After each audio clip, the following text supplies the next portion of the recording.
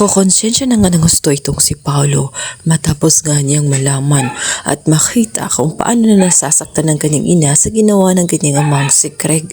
Kaya naman sa solbang pag-guilty niya ay gusto niyang tapusin kung ano man meron sa kanilang dalawa na Thea bago pa man sapitin ni Marge ang sinapit ng kanyang ina. Kaya naman gagawin na nga ni Paolo ang nararapat bago pa man sumabog ang lahat. Bago pa man sapitin nga ni Marge ang sinapit ng kanyang ina at hindi niya kakayanin. Maaring katapusin na nga niya at maaring mawala pa sa kanya itong si Marge. Subalit mapilit itong si Thea.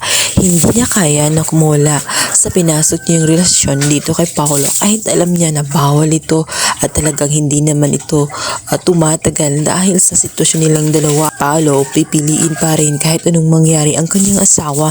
Hindi pumayag si Thea. Subalit mapilit at buo na ang desisyon nga nitong si Paolo. Isang kahilingan na lamang ang kanyang hiniling bago siya tuluyang lalayo dito kay Paolo.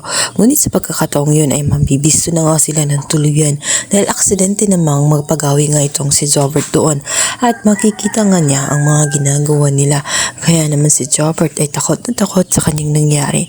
Nagpapanik mo dito at nagsitatakbo dahil nga sa kanyang nasasaksihan. Sa kabilang banda, nataranta naman si Paolo at itong si Thea dahil nga nakita nila na may hawak ang telepono itong si Jobert at naramdam nila na nagvi-video ito at tiyak kapag sumabog na nga ang sekreto ay lagot na nga silang dalawa.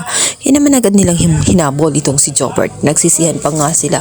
Subalit ayon sa kanila ay dapat unahin na mo nilang puntahan itong si Jobert bago pa huli na ang lahat.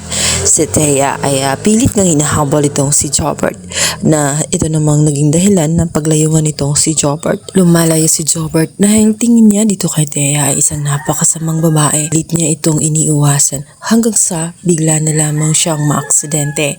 Hindi niya kasi mapansin ang naturang hagdan samantalang si Thea ay ginawa ang pagkakataon upang matulak nga siya ng konti dahil ayaw nang mabisto at maputol ang ugnayan nilang dalawa ni Paolo.